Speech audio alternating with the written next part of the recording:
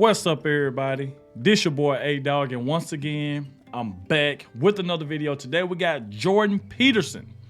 And the name of this one right here we're gonna be checking out today is called How Hitler Was Even More Evil Than You Think.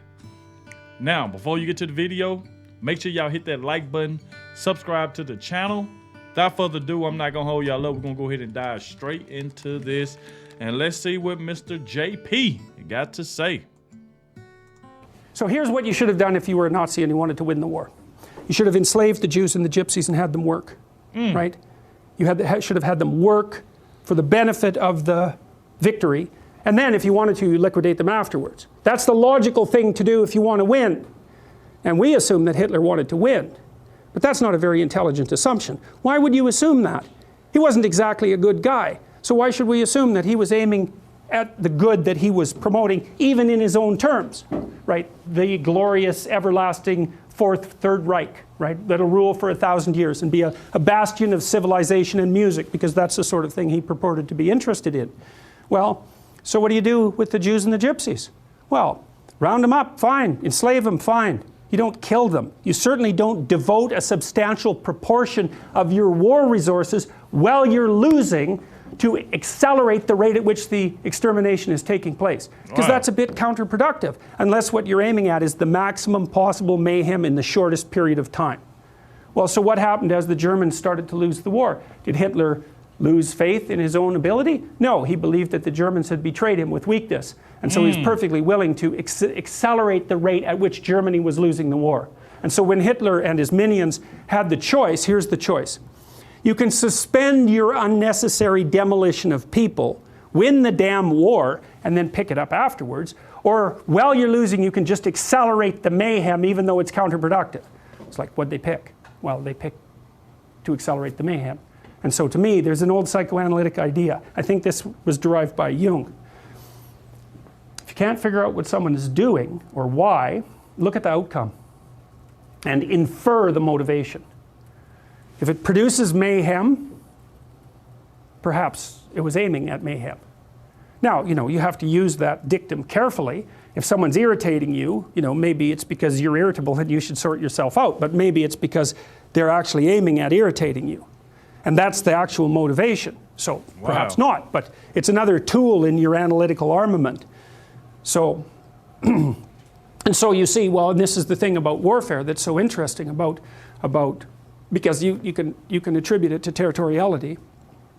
You can attribute it to a war for resources. That's what I would say, wretchedly simple-minded economists presume.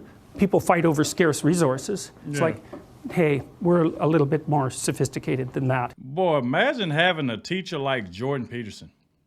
Now, trust me, I done heard a lot of people say in the past that when I done did like some Jordan Peterson video, I done heard a lot of people, oh, I don't like him. He this, he's that. And then you have another side that be like, well, I do like him. I like Jordan Peterson. He's so smart. He's brilliant. He knows what he's talking about. So like I said, when it comes to that, it's always going to be, you like who you like, you don't like who you like. You know what I'm saying? It's going to be like that. But listen to this man, Teach, bro. Like, he knows what he's talking about. You know what I'm saying? This man knows exactly what he's talking about. So just imagine having a teacher like that. Not saying a lot of teachers ain't on his level, because you got teachers out there that are smart and that do know what they're talking about. It was like Jordan Peterson. He's like, right here, he's like, he's just one of a kind. You know what I'm saying? But let's continue on. And first of all, what resources are you talking about?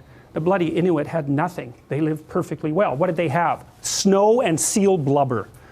People can live in unbelievably deprived conditions. And so the idea that there are natural resources that we fight over because there's a shortage of them is a pretty oversimplified view of human beings. It's like, well, why do people fight? Well, maybe they fight sometimes for good reasons, but very, very frequently they fight for bad reasons. And those bad reasons are personal as well as sociocultural and economic. If you were a Nazi prison guard, for example, whatever pathologies you were carrying around in your destructive little soul, whatever element of Cain was deeply embedded in you, had the opportunity to be manifest fully at every moment of your waking existence, right? You had these people who were completely beholden to you with no rights whatsoever, to whom you could do whatever your evil little heart determined. You think, well, maybe that was a motivation for putting them there to begin with. And all the cover story about, well, we're trying to build the Third Reich and we're trying to stabilize the state and we're trying to do all these good things. Maybe that's just a cover story for the real motivation, which is nothing but what? The construction of death camps that killed 6 million people. How about that? Dang. And the obliteration of 120 million people on the planet, and the leaving of Europe in ruins. Maybe that was the motivation. Or are we going to attribute to Hitler the highest possible motives? Say, no, it's an archetypal manifestation of Cain. Now, he's going to put up a front that says, well, I'm your savior. It's like, well, destructive people think that Cain is their savior. Wow. And y'all see how quiet everybody was in the classroom? Like, you ain't hear nobody talking. While this man talked, everybody was just silent. Just like how I was, really. Just listening. Just taking it all in. Okay, you said that he did this, he did that. Was this the reason why he was a bad person? Or this was the reason why he was a good person? Like, everybody is just listening, taking things in, listening to this man. And it was, like I said before, it was complete silent.